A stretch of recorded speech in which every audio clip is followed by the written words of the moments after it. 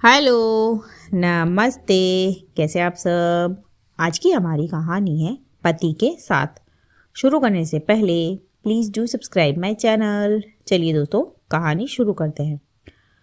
पलक जैसे ही घर के अंदर आई, गीता जी पलक की मम्मी ने दरवाजे पर ही पूछ लिया, अरे पलक, तू बच्चों को साथ लेकर अकेली आई है, रोहित जी को साथ नहीं लाई। फिर पलक थकी हुई सी मुस्कुराई और चिढ़ते हुए बोली, मम्मी पहले घर में तो आने दो, हर बार आपका वही सवाल। तब गीता जी ने प्यार से कहा, अरे बेटा, माता के दर्शनों को जा रहे हैं तो दामाद जी भी साथ होते तो अच्छा लगता, बस इसीलिए पूछ लिया। फिर पलक ने बैग रखते हुए कहा, उनको ऑफिस का काम है मम्मी, तो क्या मैं और बच्चे नहीं जा सकते? हम भी तो एंजॉय करना चाहते हैं, और हर चीज़ उनके हिसाब से ही क्यों हो? पलक एक ही सांस में सब कह गई। अब गीता जी थोड़ी चुप हो गई, पर फिर बोली, अरे बेटा, मैं तो बस ऐसे ही कह रही थी। दरअसल पलक के मम्मी पापा, भाई भाभी और बच्चे सब मिलकर वैष्णो देवी के दर्शन के लिए जा रहे थे। बच्चों की भी सर्दियों की छुट्टियां चल रही थी। भाई ने फ़ोन करके पलक से कहा था, दीदी तुम भी आ जाओ, बच्चों के साथ घूमना फिरना हो जाएगा। पलक को भी अच्छा लगा। रोहित से उसने बात की, लेकिन रोहित ने साफ कह दिया, तुम लोग चले जाओ, मुझे ऑफिस का काम निपटाना है।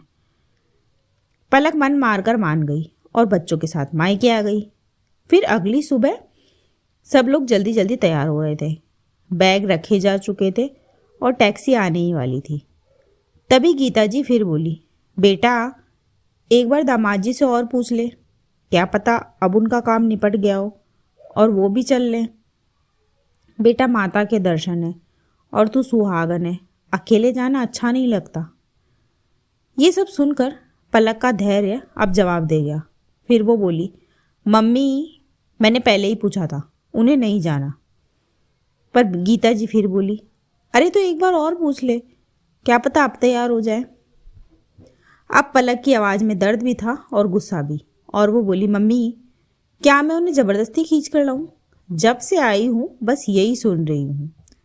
मम्मी, हर औरत यही चाहती है कि वो अपने पति के साथ घूमे, अच्छी यादें बनाए। लेकिन कुछ पति ऐसे होते हैं जिन्हें घूमना पसंद ही नहीं होता। उन्हें बीवी बच्चों के साथ समय बिताने की फुर्सत भी नहीं होती। बोलते बोलते पलक की आंखें भर आई और वो नाम आंखों से बोली, और आपके दामाद भी वैसे ही हैं। तो अब आप ही बताइए, मैं क्या करूं? ऐसे पति के लिए क्या मैं अपनी खुशियां, अपनी ज़िंदगी सब छोड़ दूं? और चलो मैं तो एक बार छोड़ भी दूं, पर मेरी बेटियों को किस बात की सज़ा दूं? पता है मम्मी, मैं क्या सोचती हूँ कि कल अगर मेरी बेटियों को भी इनके पिता जैसा ही पति मिला और मैं भी इन्हें यहाँ खुशियाँ नहीं दे पाई तो? ये सब सुनकर गीता जी कुछ पल तो चुप रही। फिर उन्होंने पलक को अपने पास बिठाया, उसके सिर पर हाथ रखा और बोली, बेटा मुझे तेरी तकलीफ़ का एहसास है, और मैं भी बस इसीलिए कहती हूँ क्योंकि जैसे तू अपने बच्चों के बारे में सोचती है, वैसे ही मैं भी अपनी बेटी के बारे में। और मुझे लगता है कि पति पत्नी साथ हो तो खुशियाँ और बढ़ जाती है। लेकिन अगर कोई पति साथ नहीं देता तो इसका मतलब ये नहीं कि पत्नी जीना छोड़ दे। पलक की आंखों से आंसू गिरने लगे और वो बोली, मम्मी मैं भी अकेले नहीं जाना चाहती थी, लेकिन मैं अपने बच्चों की खुशियाँ भी नहीं छीन सकती। अब गीता जी ने उसे गले लगा लिया और बोली, जा बेटा, माता रानी तुझे ताकत दे, खुश रहना सीख, चाहे हालात जैसे भी हो। फिर टैक्सी भी आ गई और बच्चे खुशी खुशी उसमें चढ़ गए। पलक ने एक आखिरी बार घर की तरफ देखा, फिर मन ही मन बोली, शायद हर खुशी पति के साथ नहीं, पर हर खुशी जीने का हक तो मुझे भी है। गाड़ी आगे बढ़ गई और पलक की ज़िंदगी भी। दोस्तों, हर औरत की खुशी किसी और पर निर्भर नहीं होनी चाहिए। अगर पति साथ न भी दे तो भी औरत को अपने बच्चों और अपने लिए भरपूर जीने का पूरा हक है। इसी के साथ कहानी यहीं खत्म होती है। धन्यवाद दोस्तों पूरी कहानी सुनने के लिए। अगर कहानी अच्छी लग रही हो तो लाइक, कमेंट और शेयर करना ना भूलें। और हाँ, रोज़ाना ऐसी नई नई कहानियाँ सुनने के लिए मेरे चैनल को अभी सब्सक्राइब कर ले। मैं मिलती हूँ आपसे अगली कहानी में। तब तक अपना और अपने परिवार का रखिए ख्याल।